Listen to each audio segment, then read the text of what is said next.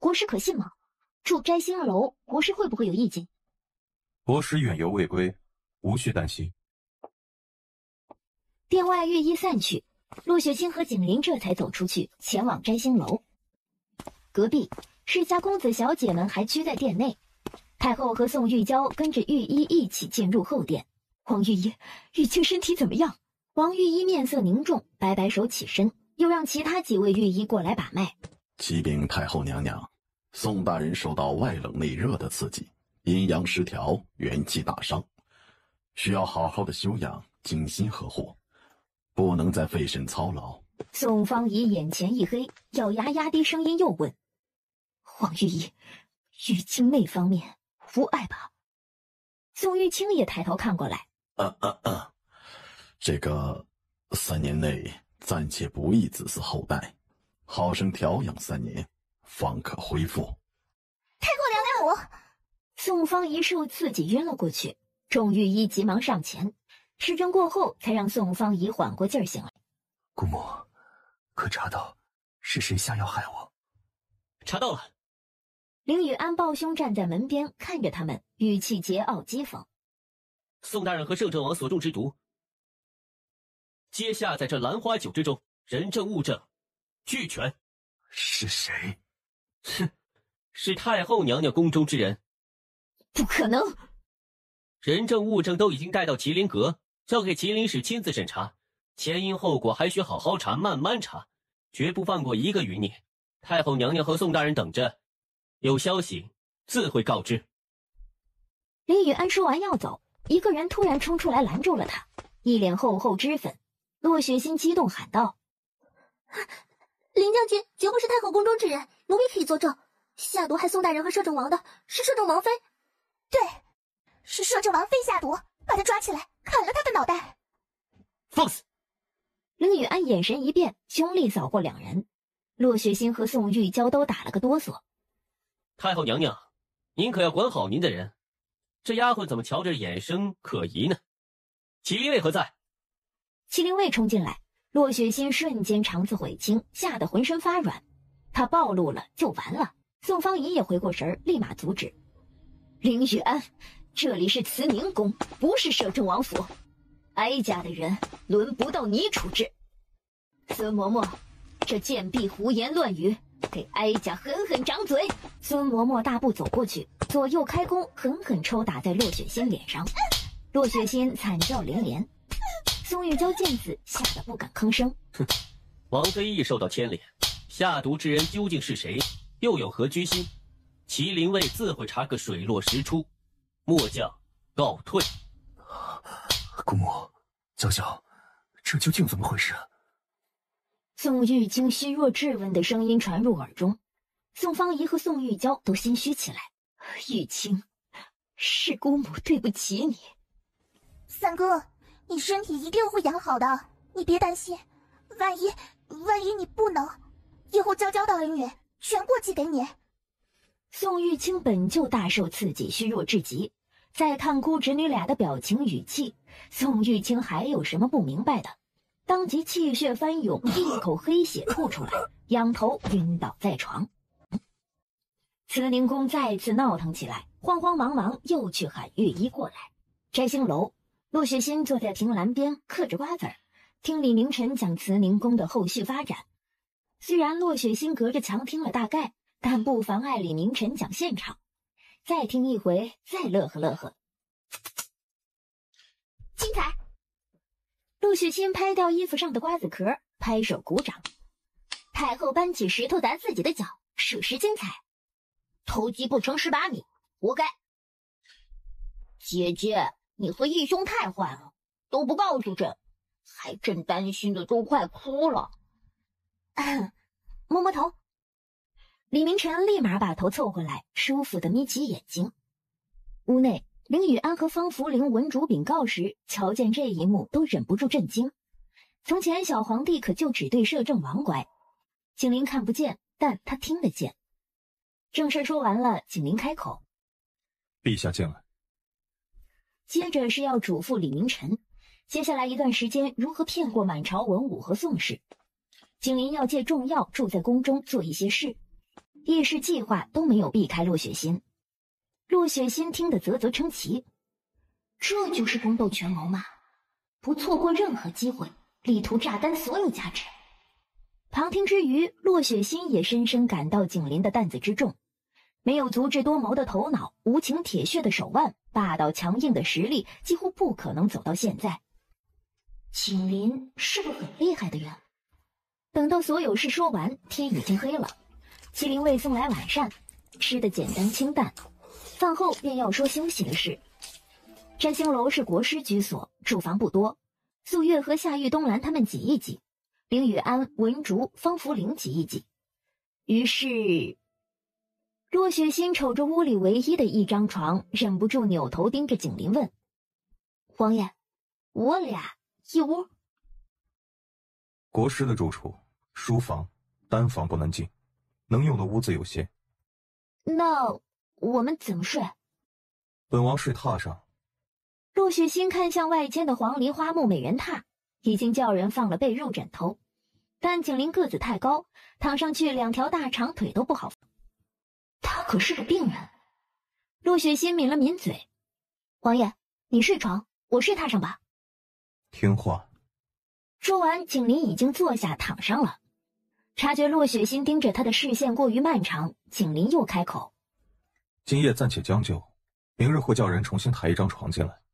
你也累了，睡吧。”“晚安。”“晚安。”就是晚上安睡好梦的意思。景林迟疑了1秒，嗓音平和低沉：“晚安。”骆雪心嘴角弧度弯了弯，收回视线，合衣躺在床上。骆雪心取出玉佩，借着月光把玩。心事繁杂，思绪纷飞。在胳膊上的伤彻底好之前，他用血试过，玉佩毫无反应。是血量不够，还是血没用了？玉佩为什么会有这么神奇的力量？此时此夜，皇都紧闭的城门外站着一个风尘仆仆的男人。他望着城门之后，口中喃喃一个名字，声音太轻，被夜风吹散，听不太清楚。夜深人静时，骆雪心被急躁的呼吸惊醒，睁开眼，偏头看向黄梨花木榻方向。骆雪心听到景林呼吸急促，好似在克制忍耐痛苦。记忆闪现，骆雪心想起素月的话，当即起身点灯，欲往景林那边走。“站住，别过来。”景林声音沙哑冷厉，透着股暴虐的躁意和抗拒，警告十足。骆雪心乖乖停下步伐，他屈膝坐在榻上，一手按在眼前，一手紧握长渊剑，可见手背上轻轻鼓起，额头有冷汗进出，看起来又痛苦又暴躁，像极了随时都会发疯的猛兽，危险致命。“吵醒你了，你回去睡，本王出去走走。”“等等，王爷就这样出去？王爷既然答应让我帮你治眼睛，不如今晚就试试我的针灸之法，我可以帮王爷缓解疼痛。”景林放下手，睡时没有戴蒙眼布，露出一双灰色的瞳孔，深夜乍一看有些妖异吓人。“你可知，上一个深夜接近本王的女人是什么下场？”“知道，不过她想睡你才被捅了几十剑，我又不一样。”骆雪心淡定还有2分揶揄的语气，让景林有些错愕。骆雪心勾唇看他：“王爷有所不知，我在我师门里可是被称为小医仙的，没有我治不好的病人。王爷试试。”骆雪心自信骄傲，循循善导，真心最能感动人。景林渐渐放松，开口问道：“你会用剑吗？”“啊？”“拿远点藏起来。”“好。”“再将本王绑起来，这是为了你的安危着想。”骆雪心震惊瞪大眼：“大可不必。”他从未将景林当成什么洪荒猛兽。“王爷，我是大夫，你是病人，听我的。”骆雪心嗓音轻柔甜蜜，让人倍感舒适。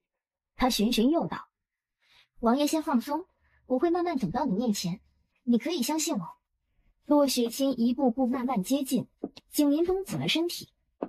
最初被毒瞎双眼时，夜夜都有刺杀，疼痛折磨和危机四伏，景林早就养成了下意识的反应。入夜就是他最凶残暴躁的时候，任何接近的人都会被他攻击。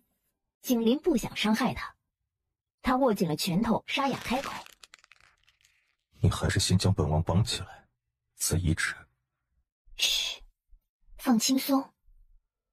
甜如蜜泉的嗓音带着蛊惑的力量，紧接着诱人的女儿香飘入鼻息，一只娇软的手先轻轻握住了景林的拳头，莫名感觉眼眶里夜夜折磨自己的疼痛和因此而生的暴躁戾气都缓解了2分。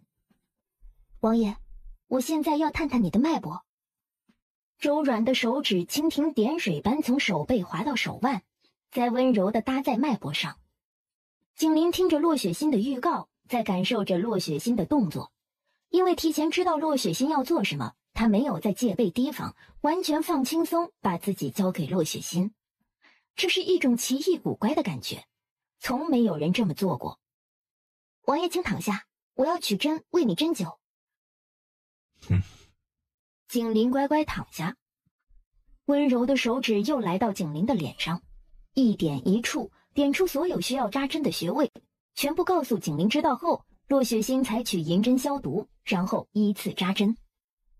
等待的时间里，洛雪欣双手都放在景林掌心，让他知道他是安全的。温暖炙热的掌心和微凉的手指紧紧相握，时间1分1秒过去，掌心里的燥意淡去，手指也被他捂热了。王爷，我要取针了。好。景林松开手，手中空了，心底也跟着空落落。一根根银针取下，景林才发现夜夜折磨他的疼痛缓解了大半，剩下的这点痛微不足道。有效果。第一次效果是最好的，日后夜夜睡前施针，辅佐药物热敷，就能一直缓解疼痛。要治好还需要吃药方子。陆雪欣说完起身要走，结果才迈开半步就被景林抓住了手，皱眉急切问道：“你去哪儿？”“我去喊素月送些热水来，还要抓药熬上，明早起来王爷就能喝上一碗。”“王爷安心，我不会走远。”景林猛地回过神儿，脸色不自在，立马松开手别过头，点点头，嗓音暗哑说：“好。”他也不知道自己为什么抓住洛雪欣，好像心底有个声音：“不能让他离开，留下，就留在我的身边，随时可以再牵他的手。”景林不知洛雪欣转身走到门边，背对着他，一脸促狭欢愉的笑意，好像训狗狗。受伤难受、暴躁不舒服的狗狗，伸手摸摸他的头，哄着他一点点驯服听话，太有代入感了。不过景林可不是狗狗，他是猛兽，这么一想，好像更带感了。洛雪欣笑着打开门，一抬头对上外面2张脸，2双眼直勾勾盯着他，嘴角抽搐。洛雪欣开口：“素月，林将军，你们干什么？”素月和林雨安对视一眼，素月悄悄问：“王妃，你没事吧？爸。”他们下意识服从命令，等躺下才猛地想起，王爷晚上身边是不能留人的。夜深了，他们也不敢闯进去，只能在门外眼巴巴张望。万一有个动静，他们也好随时冲进去救人。我很好，素月，王爷需要热水洗漱，你快去准备。什么？大晚上要热水洗漱？该不会……还有，取支笔墨来，我方才为王爷施针，需要抓药熬煮，明早最好能喝上一碗。洛雪欣说完了，瞧见2人表情不对，挑眉不解：“你们这是什么表情？”素月这就去准备。素月红着脸，尴尬的直接用上了轻功，眨眼不见人影，留下林雨安面对洛雪欣狐疑的眼神，脸红的能冒火。他低下头，弱弱的说：“本将军去巡夜。”看着2个人都跑了，洛雪欣一头雾水回去。大晚上要热水，有什么问题吗？景林，男女共处一室，半夜要水，通常是鱼水之欢后。景林不知道怎么开口，轻咳一声，转移话题：“在宫中这几日，为避开太后的耳目，最好不要离开摘星楼半步。若有需要，可以吩咐素月去办。”我明白。毕竟在太后和宋玉娇他们的眼里，景林是中了虎狼之药，他也受到了牵扯。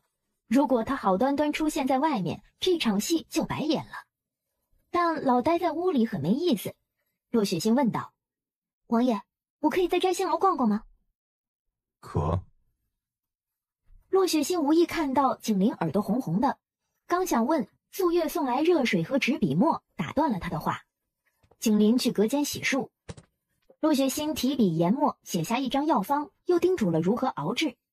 做完后，天都快亮了。洛雪心打了个哈欠，去睡回笼觉。快睡着时，他模糊听到景林冷冷训斥：“思想不端，罚1个月月钱。”谁思想不端了？哎呀，太困了。洛雪心最终睡了过去，将这事儿抛却脑后。不一会儿，脚步声响起，景林站在床边，听得洛雪心平稳的呼吸，感觉她睡得很香。朝堂公务之重，小皇帝的安危，宋氏的威胁，繁琐俗事压得景林将治好眼睛恢复光明一事排到了最后，甚至可以忽略不管。但此时他突然又有了冲动，他想恢复光明，他想看一看他的王妃长什么样子。陆雪心一觉醒来已是日上三竿。素月，王爷早上喝药了吗？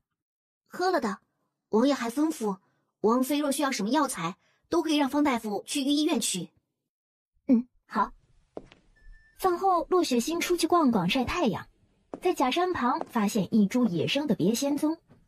别仙宗可以祛风化湿、止痛止痒，这一株长势极好。素月，你去取小锄头来，我在这儿等你。好的。整个摘星楼都被麒麟卫包围起来，再安全不过。素月放心离开。怎么回来的这么快？小锄头拿来了吗？你要挖这株别仙松？是陌生的声音。洛雪心眸光微闪，手收回袖子，指尖暗中夹住一根银针，然后起身看向来人。日光下有些晃眼，洛雪心先看到一身风尘仆仆的道袍，然后是披散的雪发，最后才对上那张脸。洛雪心看男人时，男人也在看她。国师。男人微笑点头。对，你叫什么名字？洛雪心。你不是洛雪心。国师林无道笑着摇摇头，一副骗不了他的样子。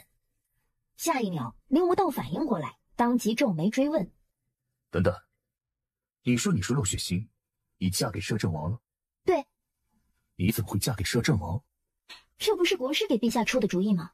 林无道眉头紧皱，掐指一算后，陷入了沉默之中。王妃，苏月取来小锄头。国师。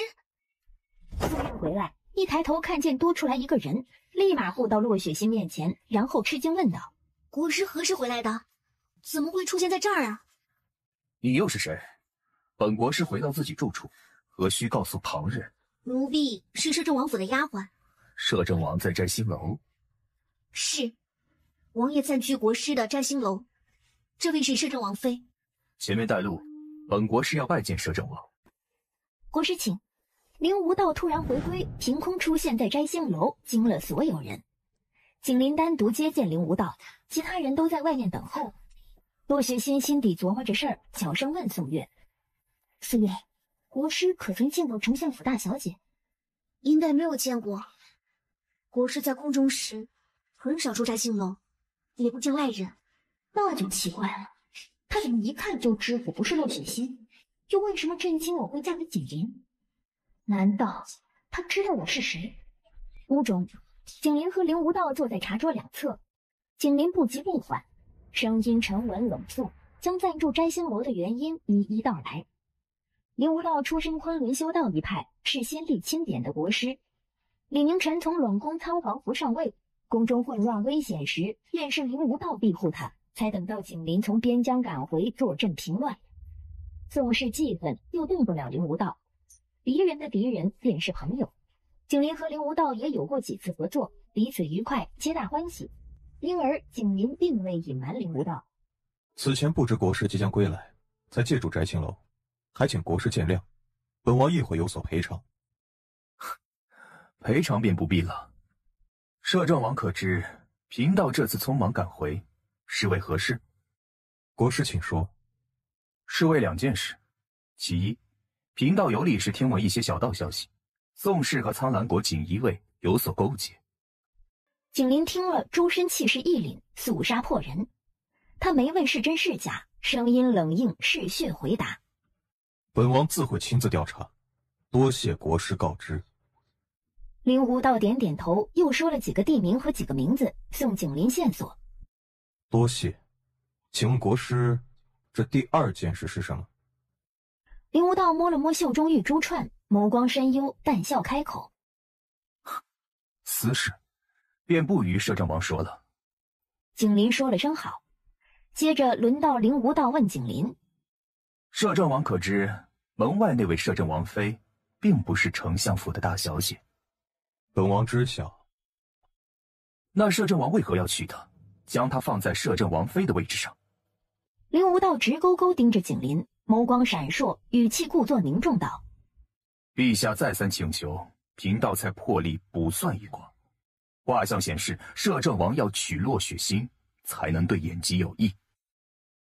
景林皱起眉头，再开口，语气变得冷酷霸道，暗含警告：本王敬重国师，但不代表本王就得听国师的。不论是佛是道，本王从不信。她现在是摄政王妃，以后也会是。国师的手不要伸得太长，当心断了。林无道心底一沉，接着景林从袖中取出一张图纸，完全不在意刚刚警告过林无道。他将图纸放在茶桌上，开口问道：国师见多识广，可曾见过纸上的图腾？这是什么东西上的？一块玉佩。不曾见过，但贫道可以查一查，若有消息，定当及时回禀摄政王。林无道直接将图纸折叠，收进了自己衣兜里。景林点头：那就有劳国师了。这时林雨安过来敲响房门：王爷，太后来了，就在摘星楼外，口口声声说要慰问王爷，见不到王爷便不走，陛下也在，但劝不动太后。景林并不意外，宋氏不止太后和宋玉清兄妹，这是一个庞大的世家，不仅朝堂中有人，还坐拥客卿智囊团。慈宁宫混乱时顾不上，现在冷静下来，开始怀疑他是否真的重要。国师可愿帮个忙？摄政王亲口所求，贫道岂能不应？离宫7、8月，贫道也该拜见陛下和太后了。林无道经过洛雪心身边时，点点头致意，迈步出去，袖中玉珠串滑落掌心捏了捏，其中一颗玉珠上赫然有着跟洛雪心玉佩一模一样的图腾。贫道拜见陛下，吾皇万岁！拜见太后，太后千岁！国师大人，您什么时候回来的？正好想您。您这次去哪儿了？有什么好玩的？李明晨围着林无道，兴奋激动，连连追问。林无道轻咳一声，眼神偏向宋方仪。李明晨猛地回眸，端正姿态，忧愁担心的开口：国师大人，义兄和姐姐怎么样了？不太妙。怎么个不妙法？哀家叫了御医，还有宋氏重金聘请的名医术士，让哀家带人进去，定能治好摄政王。不可，摄政王虽解了药性，但虎狼之药过于凶猛，激发了王爷体内旧毒。此刻王爷血性暴躁，见人就杀。太后若进摘星楼，贫道无法保证安全。真的假的？宋方仪又惊又疑，不太信。只要太后立下生死状，血溅当场，也与贫道无关。贫道绝不拦太后。林无道这副姿态，宋方仪顿时害怕起来。他见过景林发疯的时候，提剑杀上金銮殿，当众斩杀世家乱臣，血洗一地。听闻景林瞎眼后发起疯更恐怖，六亲不认。越想越怕，宋方仪惜命的后退半步。既然如此，哀家就不打扰摄政王清静，改日再来。摄政王妃呢？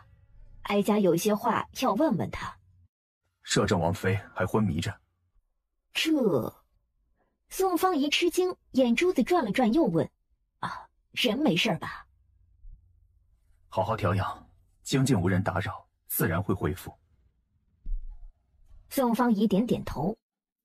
景林中了虎狼禁印，冒牌货必定是解药那个。那种情况下，女人不死也要丢半条命。宋方仪舒坦了，转身上了銮轿，心满意足地离开。国师糊弄起人还真有一手。姐姐在这里啊，国师的话把朕都吓了一跳。李明晨跑进来，看见洛雪欣没事，顿时拍拍胸口，长松口气。洛雪欣抬头，视线越过李明晨，对上林无道的眼睛，深邃幽沉，还有2分宠溺。宠溺？对谁的？陛下请回。贫道没让太后进来，却让陛下入内，只怕太后会怀疑，回头找麻烦。朕知道。李明晨依依不舍地看了看洛雪欣，又看向摘星楼深处，可怜兮兮的。陛下乖，等这场风波过去，陛下随时可以再来找我和王爷。好，姐姐拉钩，一言为定。拉钩。看着李明晨走远了，洛雪欣才收回视线，再次对上林无道的眼睛。你和陛下关系很好。洛雪欣笑笑掠过，看了眼回去的路，问道：国师大人一起还是？一起吧。贫道想问王妃几个问题。国师大人想问什么？摄政王已告知贫道王妃的身份，贫道会为王妃保密，只是不知该如何称呼王妃啊。雪静。假名字不重要，洛雪欣也说得利落，毫无忧虑。林无道步伐微顿。雪静姑娘，雪静姑娘既已嫁给了摄政王，相处这些日子可喜欢摄政王？回廊的转角处，景林得知洛雪欣偷偷跟上林无道，出于担心往这边走过来，再走3步就能拐过转角，却听见了林无道的这句询问。景林当即停下脚步，也没有出声。素月耳尖听见分辨出是自家王爷，便保持了沉默。当然喜欢。陆雪欣清冽如泉，甜如静谧的嗓音既欢愉又坚定，谁听了都觉得是真心话。素月不禁抬头，表情惊愕地看向转角处。王爷怎么慌慌张张跑了？陆雪欣不知被正主听见了，她勾唇继续说道：王爷给钱大方霸气，对自己人格外宽容，待遇极好，谁能不喜欢王爷？林无道哑然失笑，摇摇头，温柔看着洛雪欣，解释道：雪静姑娘，贫道问的是男女之情。不喜欢。当真？景林竟然能住摘星楼，又和国师密谈，还有国师帮他赶走太后，毋庸置疑，景林和国师是一伙的。国师这是刺探我有没有小心思。有这个可能。我敬重王爷，只要王爷不毁约，我绝不会背叛王爷。国师大人放心，我不会对王爷有非分之想。好，很好，雪静姑娘值得更好的。林无道笑着点点头，肉眼可见心情好极了。陆雪欣瞥了眼林无道，还只当在试探他，比景林更好。陆雪欣目前觉得没有人能比景林好。说话间已不知不觉回到屋门前，林雨安和景林正在屋中说话。听见脚步声，林雨安止住话题，抬头行礼：王妃，国师大人回来了。景林偏过头喝茶，露出来的脸和耳朵都是红的。洛雪欣眉头一皱，立马走过去：王爷脸色怎么这么红？血气不宁，是哪里不舒服吗？我为王爷把脉瞧瞧。没事，屋里太热了。热？洛雪欣左看右看，3月的天，屋里又没火盆，怎么会热？雪静姑娘还会医术？略懂。国师，直呼本王王妃的闺名，不合礼数啊。林无道看了他一眼，随意致歉：啊，是贫道冒昧了。摄政王和王妃既然要在贫道的摘星楼住几日，不如贫道将书房腾出来给王妃。此处简陋拥挤，王妃和摄政王住在一处，贫道心有惭愧。好。景林毫不犹豫的点点头，心底稍稍松了口气。林无道面上带了笑：王妃，不如贫道带你去瞧瞧书房，你看看一应所需，该摆在哪个位置？好啊。陆雪欣愉快地答应，和林无道一起离开。他们刚走出去，景林叹了口气，继续问林雨安：雨安，你说王妃倾心于本王，本王该如何是好？素月耳尖，转过身回到屋里，行礼禀告：王爷，王妃与国师大人所说的话，其实不必回禀，本王都听见了。景林脸更红了，摆摆手感人：素月，服侍好王妃，她要什么都叫麒麟卫送进来。王爷，快去。素月表情木然退下。王爷误会了，这可不能怪我，不是我不禀告，是王爷不让说。林雨安一头雾水，挠挠后脑勺，茫然张嘴：王爷，王妃喜欢您不是好事吗？喜欢本王一个瞎子，算什么好事？唉，原来他不怕我，执意要为我施针，想要治好我，皆是因为爱慕之情。他既有这种心思，分开住最好。但不知道为什么，他心底空落落的。入夜，景林不用睡木榻，但他站在床边，久久都没有动静。王爷，是我。门外传来骆雪欣的嗓音。景林喉头一紧，心跳砰砰加快。不是去住书房了吗？怎么又来找我？深更半夜，孤男寡女。王爷，您睡了？景林深呼吸，转身开了门，故意冷着脸，语气暗沉冷冽：王爷，我是来给你斟酒的。两人同时开口，撞在了一块儿。景林的话戛然而止。陆雪欣好奇眨眨眼：王爷刚刚说什么？不该对什么？哎，王爷，你脸又红了。脸红了？景林不用摸都能感受到脸上的热气，也不知道自己为什么脸红，想说的话也突然说不出口了。他沉默回到屋中，在床和黄梨花木榻之间，景林最终选择躺在木榻上。他摘了蒙眼布，一脸面无表情，语气冷沉平静：好了，施针吧。素月，把东西都拿过来。陆雪欣朝外喊了声，才走进屋。素月端着托盘进来，上面热气腾腾。王爷，这是药蒸过的帕子，今日只施5针，然后热敷半刻钟。好。陆雪欣坐过去，开始施针。5根针很快结束。取针后，陆雪欣指尖碰了碰帕子边缘，放了会儿没那么烫，温度刚刚好。陆雪欣看了看景林躺在榻上施展不开的一双大长腿，贴心问道：王爷，现在开始热敷，尽量不要动，要不要去床上？景林深呼吸，闭上眼：不必，就在这里。好吧。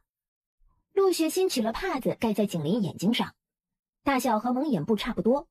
这会儿脸上的红色早就消失，冰冷淡漠，整个人像是打盹的猛兽，要凶不凶的。热敷陆雪欣不用守着，便准备收拾她的针包和东西回去。她一边收拾一边叮嘱：王爷，今夜不会疼，会有一点痒，是正常的。如果有不舒服的地方，随时可以来喊我。好。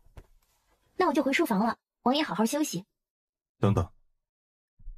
景林还是忍不住内心躁动，但是喊住陆雪欣后又有些犹豫。自他少年时便有闺秀少女爱慕，景林全都无视。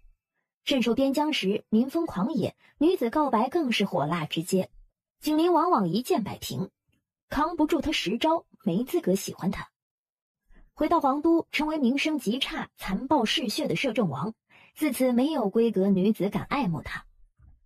还接近他的女人，不是刺客就是探子，通通一剑了结。雪静，如今丞相府和宋氏蠢蠢欲动，大事要紧，旁的事，诸如谈情说爱什么的，耽误事，不该有。王爷说的对，我要跟丞相府宋氏好好玩，玩哭他们，玩残他们。你能这么想，本王便放心了。待一切结束之后，本王会宣布摄政王妃病逝，从此，你可以恢复自己的身份，自由天地间。谢谢王爷。陆雪心眼睛亮闪闪，心情激动。他肯放我走，那就太好了。那我就不用拿最后一个条件跟景林谈判，可以换一笔钱财或是别的东西，然后继续去表我的身世。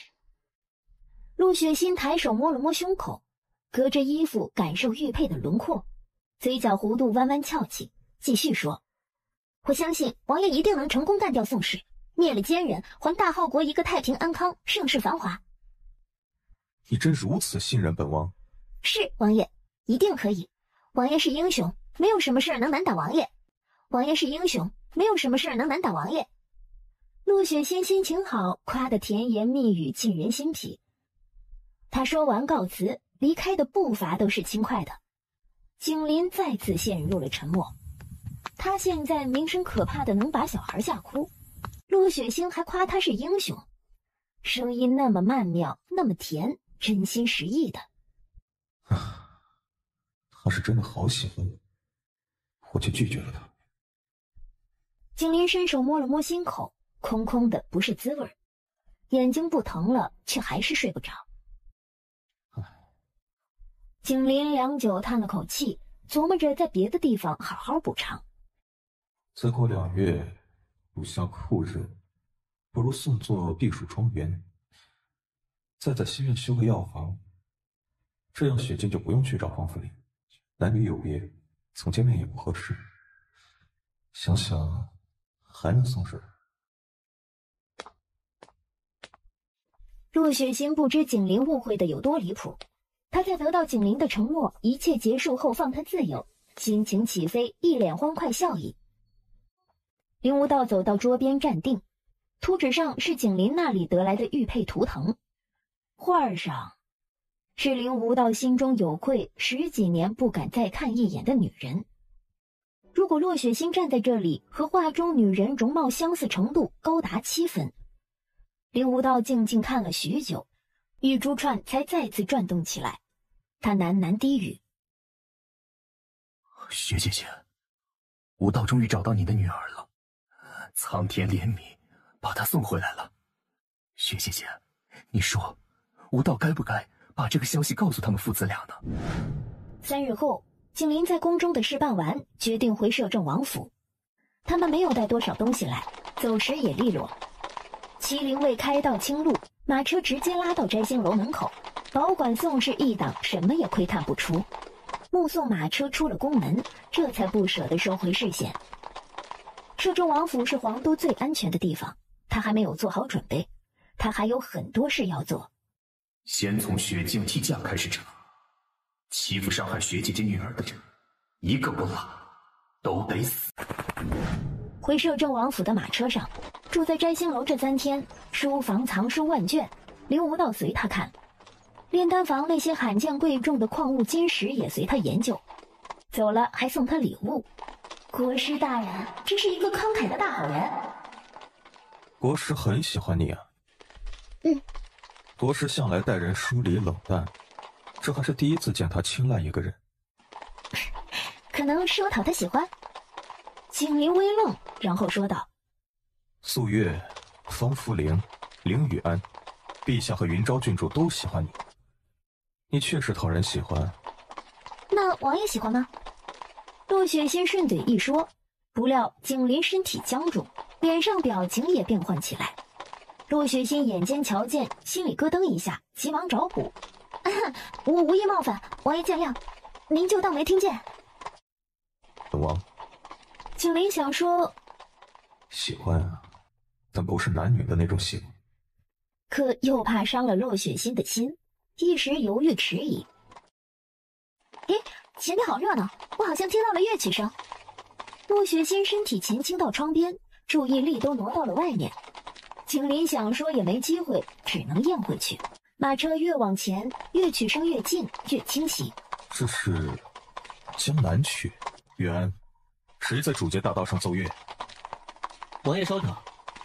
林雨安骑马跑到前头看了眼，回来俯下身，语气吃惊禀告：王爷，是乐天城的歌姬舞女，牧歌进皇城了。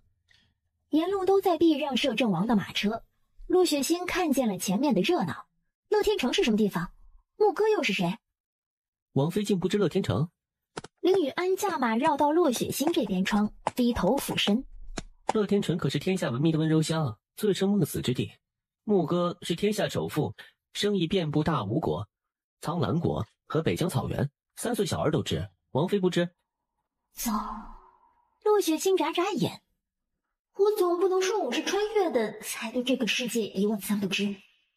幸好景林开口，打断了林雨安的穷追不舍。牧歌极少离开月天城，去查查他为什么来到大号皇都。末将遵命。一辆黄金宝盖豪华奢侈马车停在他们前面不远处。侍女之后，从马车里走出一位年轻男人，红衣着眼，宽肩窄腰，长腿惊人。男人脸上戴着一张黄金蝴蝶面具。洛雪欣吸了口气。景林皱眉问：怎么了？皇爷，虽然看不清整张脸，但以我的经验，他一定是个祸水。景林先是一愣，然后黑了脸。紧接着，马车外传来男人妖孽勾魂的好听嗓音：草民牧歌，不知摄政王的马车驾到，挡了路，特来向摄政王请罪。哇，声音也好听。洛雪欣眼睛闪亮，语气也兴奋激动。景林脸色黑沉，堪比锅底，开口语气又冷又硬，暗含警告：既知挡路，还不让开？草民遵命。牧歌薄唇微勾，对车队摆摆手，让开整条路。但他没动，站在路边，面具下一双眼睛好奇瞧着马车。他听见车里女子的嗓音了，心下好奇玩味。这就是摄政王妃，当着摄政王的面夸别的男人，好胆色，也很有眼光。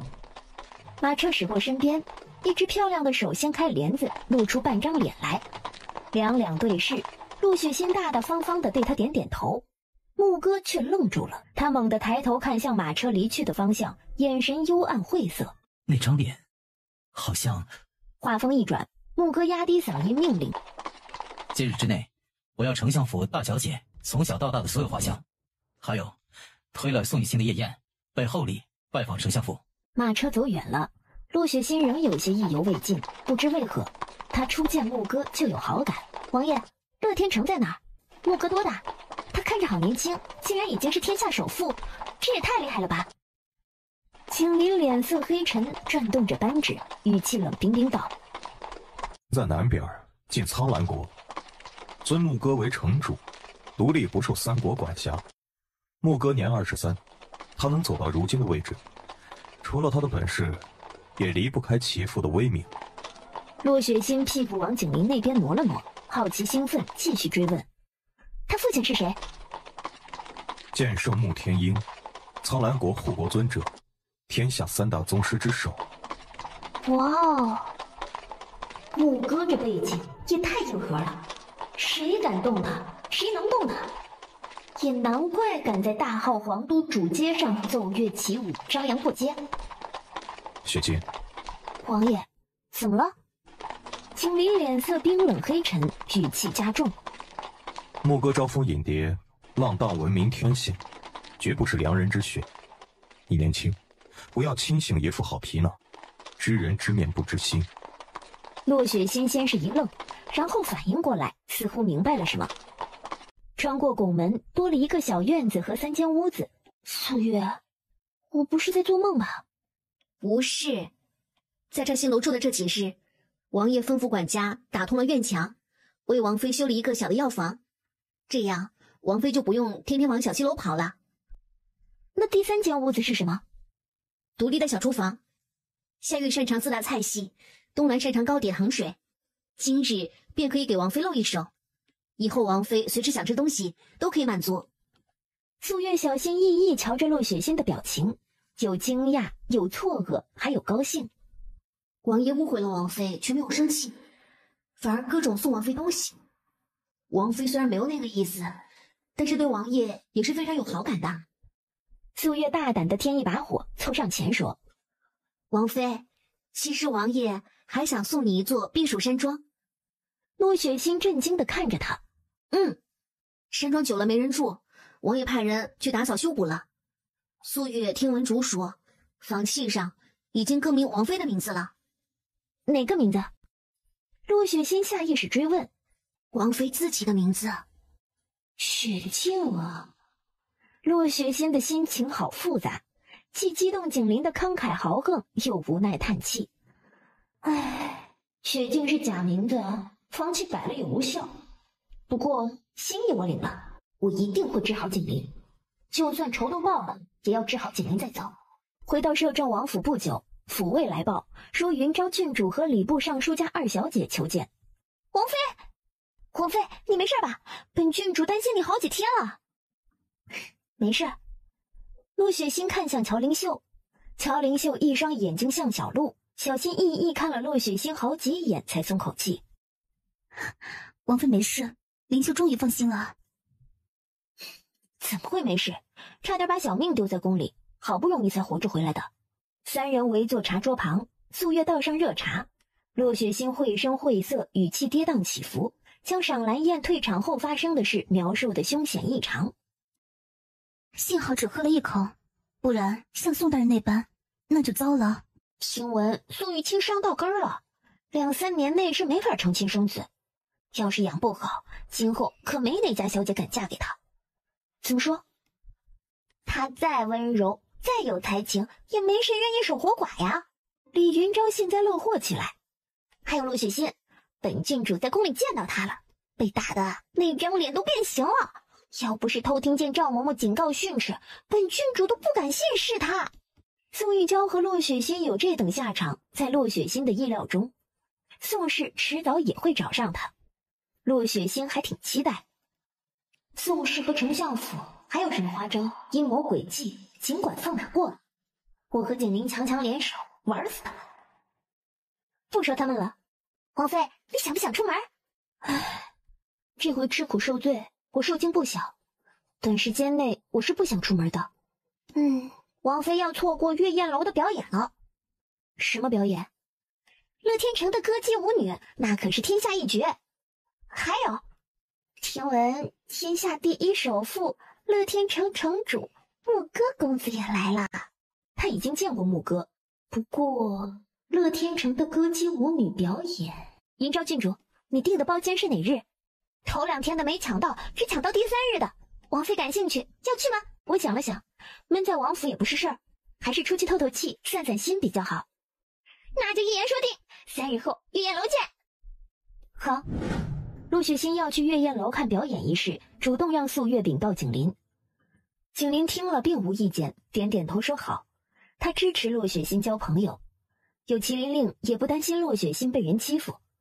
然后景林继续听麒麟卫调查搜集的情报，件件桩桩都是和牧歌有关。调查得知，牧歌是来皇都查账，并不会久留。但当晚宋玉清在月宴楼设宴，被牧歌放了鸽子。牧歌拒绝宋玉清，却去了丞相府登门拜访，本末倒置，令人生疑。更古怪的是，牧歌在暗中搜集丞相府大小姐骆雪欣从小到大的画像。牧歌想干什么呀？他是针对骆雪欣，还是针对我的王妃？麒麟令对牧歌可不管用。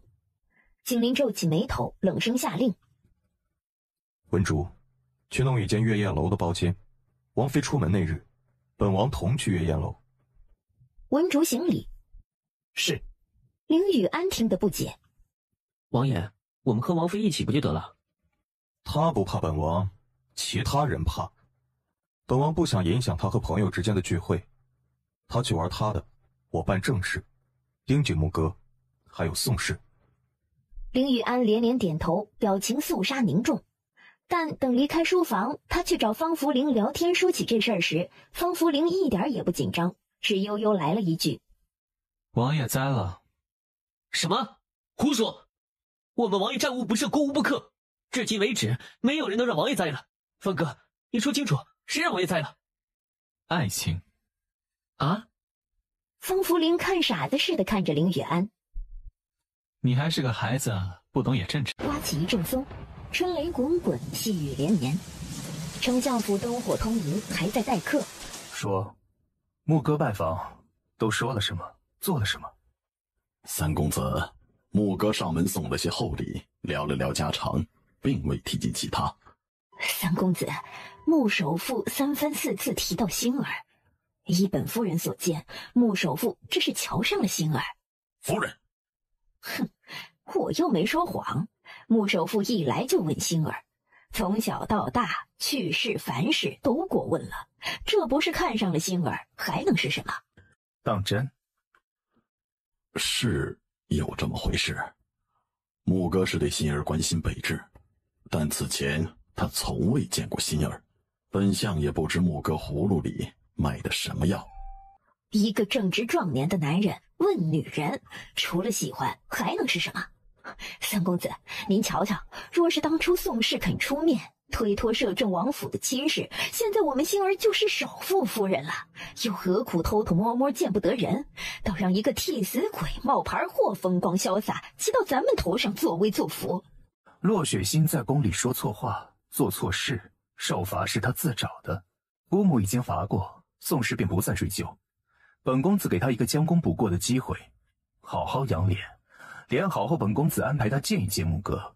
若他能拉拢穆哥与宋氏联手，他便是宋氏的功臣。他走后，丞相夫人激动兴奋，连忙跑去找骆雪欣说这个好消息。月宴楼，穆哥扔掉所有画像，摘了面具的一张脸妖孽祸水，阴沉愤怒。不对，全不对，根本不是一个人。主西木，天上月和倪礼珠毫无可比性，她不是丞相府大小姐，不是骆雪欣，但她又是摄政王妃。白英，去查。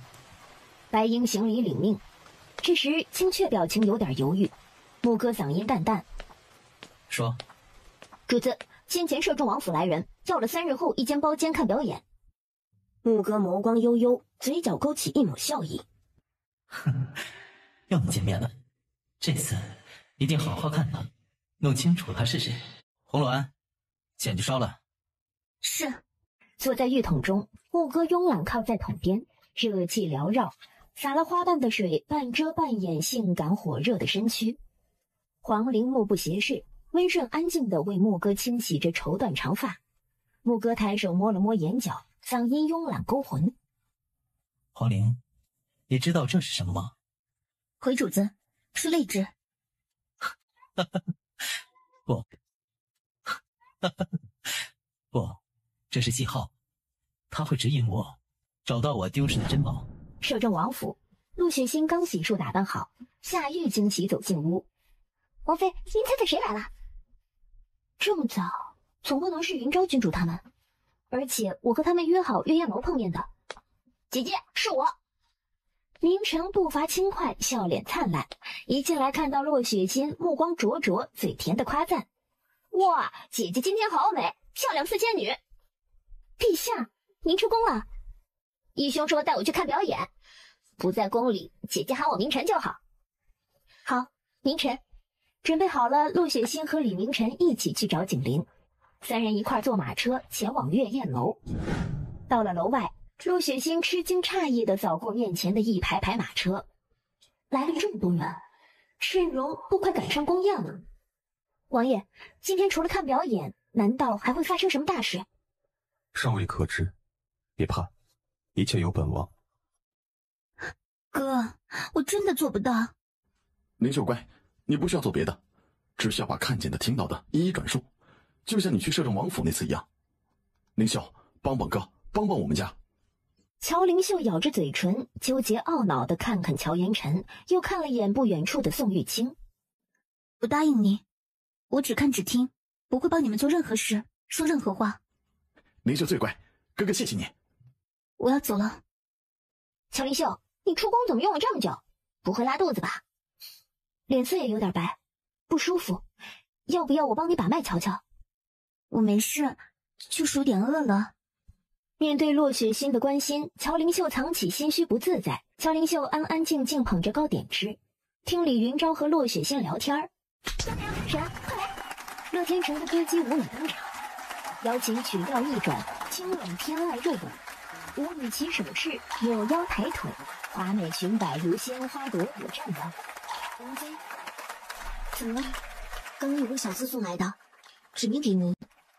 骆雪欣略感诧异，接过纸卷打开，一行字入眼：诚邀摄政王妃上3楼丙5号房看一场好戏，事关洛雪欣，还请独自前往。是谁？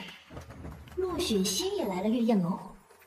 心思婉转间，洛雪欣念念不舍地看了眼表演，然后告诉李云昭二人：王爷找我，我先去一趟，待会儿回来。听摄政王找，李云昭和曹灵秀不敢拦。素月，你拿去给王爷，如果我一炷香后没回来，有劳王爷来找我。素月欲言又止，担心不赞同。都明说了让我独自去了，人多没好戏看，那我岂不是白跑一趟？放心吧，素月，麒麟卫不是暗中包围了月宴楼吗？总不能把我一个大活人凭空变消失。素月这才停下脚步，看洛雪欣进了丙5号包间，吩咐夏玉和东兰盯着门口，然后他转身去找景林汇报。洛雪欣进入包间，里面空无一人，隔壁传来说话声，声音非常熟悉。是洛雪欣。他站在纱窗这一面，可以清清楚楚看到隔壁的情况，但正对着纱窗的洛雪欣却看不见他，专心致志、娇柔卖弄的讨好男人。这两人凑一块儿了，听听看。你的脸怎么回事？都怪那个可恨的冒牌货，是他害我。要不是三公子仁慈慷慨给了芙蓉膏，我的脸没法见人。莫哥公子，那个冒牌货心肠狠毒，抢占我的身份为非作歹，你可千万别被他骗了。我怎么听说是丞相府毒哑了他，送去摄政王府替嫁的？传闻都是假的，他一个卑贱来历不明的贱人，能嫁去摄政王府是他3生修来的福气，可他偏偏不知恩图报，蛊惑摄政王，害我丞相府。是吗？陆雪欣连连点头，扭着细腰，莲步款款，故作娇软地靠近牧歌。牧歌公子，如今希儿被冒牌货害得不敢见人，若你能为希儿做主，让希儿做什么都可以。做什么都可以？陆雪欣羞涩的嗓音都在发颤，令人遐想。这不会发生什么限制级画面吗？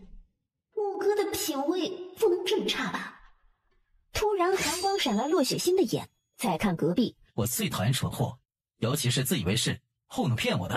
牧歌公子，你要干什么？希儿没骗你。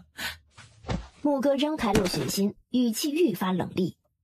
白英，按住他，在他脸上刻个蠢字，扔出去。不要！洛雪欣被捂住嘴，按在地上。白英接过宝石匕首，手起刀落，抬眼透过纱窗和洛雪欣对视。洛雪欣吃惊后退，下意识要走，不料转身一道冷风袭来。你是谁？洛雪欣刚质问，背后被什么打了一下，瞬间眼前发晕，浑身软软倒下，被人温柔抱在怀里。快打！青衣女子走来，伸手温柔抚过洛雪欣的五官和轮廓，不过眨眼功夫，青雀点点头，可以了，换衣服。门外传来脚步声时，青雀站起身，对镜端详观摩一番，待他转身，容貌气质和洛雪欣一模一样。门被推开，王妃，我没事，好戏看完了，回去吧。苏月姐姐去禀告王爷了，把苏月喊回来，这点小事不用劳烦王爷。青雀顶着洛雪欣的脸和身份回到包间里，继续和李云昭、乔灵秀看表演，直到表演结束。夏玉在门外禀告：王妃，王爷和小主子来接您了。王爷，陛下。李明晨皱眉嘟囔：不是和姐姐说了吗？喊我明晨。好，明晨。该回去了。青雀点头称是，和李云昭、乔灵秀作别，迈步走到景林身边。刚刚站定，还没说话，长渊剑出鞘，直指青雀喉咙。王爷，你做什么？李云昭和乔灵秀都吓到了。义兄，这是姐姐。她不是。景林周身戾气吓人，嗓音冷厉道：脚步不对，气味不对，感觉不对。你是谁？本王的王妃呢？气味不对，感觉不对。你是谁？本王的王妃呢？好可怕的气势！明明瞎了眼，还有蒙眼部，青雀却有种灵魂被冻住，血肉被无形刀割一样的感觉。咬咬牙，青雀张嘴：臣妾不知王爷说什么。文竹，把他的人皮面具扒了。文竹凭空出现，按住青雀，伸手探向青雀脸皮。青雀易容术登峰造极，但还是被文竹抓住猫腻，揭开易容。露出来的陌生面容惊得屋中人都吸了口气。苏月，把方福林带来。林雨安，末将在。封锁月宴楼，无本王的命令，任何人不得进出。违令者，格杀勿论。一间间的搜，掘地3尺，也要找到王妃。林雨安脸色大变，抱拳领命，转身出去吹响哨子。当即麒麟卫现身，从外先封锁月宴楼，然后冲进楼中，一层层搜查。摄政王突然发什么疯？好像是摄政王妃不见了。下一秒，林雨安率人闯入包间。宋大人，瞧瞧我，月宴楼所有人都可疑，人人都对神一点，得罪了。景莲提剑站在门前，耳听月宴楼混乱动静，声音冷血嗜杀。不管用什么药，撬开他的嘴。是。陆雪欣不知月宴楼的混乱，她从昏睡中醒过来，记忆回笼。陆雪欣噌地起身，伸手要摸针包和暗器，却发现身上换了身衣服。醒了？我的玉佩拿来。陆雪欣噌地起身，没有贸然靠近，身体紧绷成弦，戒备提防，冷冰冰盯着牧歌。目光触及牧歌左眼眼角的一颗泪痣，陆雪欣愣了半拍。欣儿，你知道玉佩上的图腾代表什么吗？虽然同音，但陆雪欣直觉100%肯定是星儿，不是星儿，肯定是星儿，不是星儿。你知道我叫什么名字？你认识我的玉佩？雪欣，你和娘同姓，玉佩上的图腾象征我们的家族，每个出生的孩子都会有一块图腾玉，这是我的。牧歌伸出左手，食指戴一枚玉戒，上面一模一样的图腾。胡说八道，你骗不了我。我是穿越的，我不属于这个世界。牧歌骗我。欣儿，我是哥哥，我没有骗你。滚！牧歌被陆雪欣赶了出去。人虽走了，玉佩和玉戒都留在桌上，静静等陆雪欣去拿。怎么可能？太荒谬了！不亚于他起死回生，穿越到这个世界。师傅说，荒山野岭古老遗迹，只有我一个襁褓里的婴儿，身上有玉佩和一张写着血腥2字的血纸。师傅说，等了许多天也没有人来找我，才捡回师门养大。前18年，他在华夏长大，有宠他的师傅，爱他的师兄师姐，还有尊重崇拜他的师弟师妹们。欣儿，你昨日什么都没吃，身体吃不消。哥哥今早亲自熬的蔬菜粥，吃一点好吗？我要回去。回去做什么？哥哥已经查清楚，你是被丞相府利用，嫁去摄政王府替嫁的。丞相府对你下毒，利用伤害你，哥哥会帮你报仇的。至于摄政王，他虽没有伤害你，但他残暴凶厉，又是个瞎子，想杀他的人可不止宋氏。欣儿，你原本和他毫无关系，回那个泥潭漩涡做什么？太危险了。看陆雪欣皱眉抿唇，神色还是冷冰冰抗拒的样子。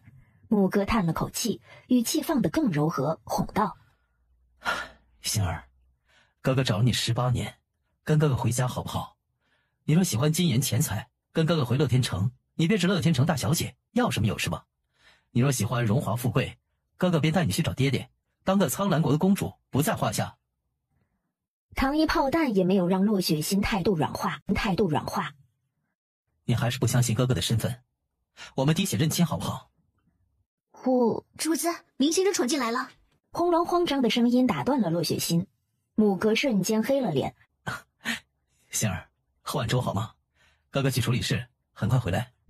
前院，牧歌又戴上黄金蝴蝶面具，慵懒冷淡瞥了眼林无道。什么事？牧歌，雪镜在哪儿？雪镜？谁？不认识。你装什么？雪镜便是摄政王妃，能在摄政王眼皮子底下带走的人，只能是你。你是不是认出他了？这么说，你早就知道了。如果不是我意外来大号国撞见，林小舅，你是不是要一直瞒着我？你是什么居心？我是为了保护他。林无道表情变幻，沉声怒道：一旦他们知道了，血镜又会像18年前那样。不可能，我富可敌国，爹地已经是大宗师，天下最强。我们可以保护好星儿，绝不会像当初弄丢星儿，害娘亲伤心失望离去。牧歌比林无道更愤怒，冲到林无道面前，字字句句冰冷危险。别装了，你知道娘亲给星儿起名血心，什么血镜？笑话！摄政王已封锁了皇都，彻查搜索每一条街巷。宋玉清现在还扣押在月宴楼，摄政王不惜跟宋氏撕破脸，你算什么？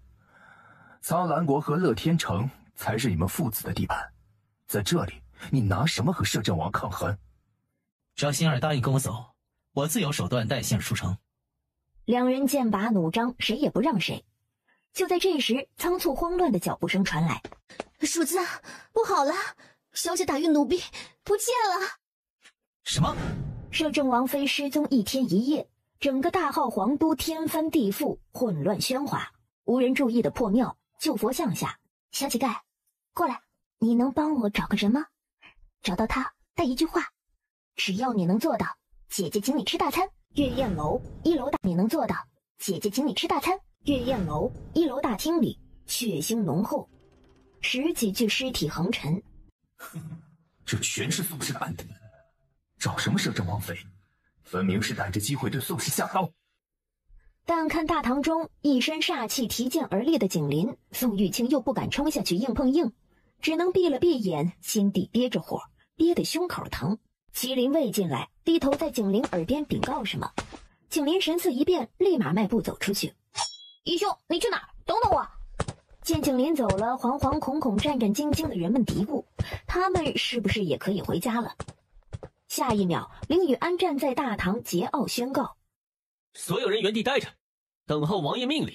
谁若是敢偷偷逃离，这些尸体便是前车之鉴。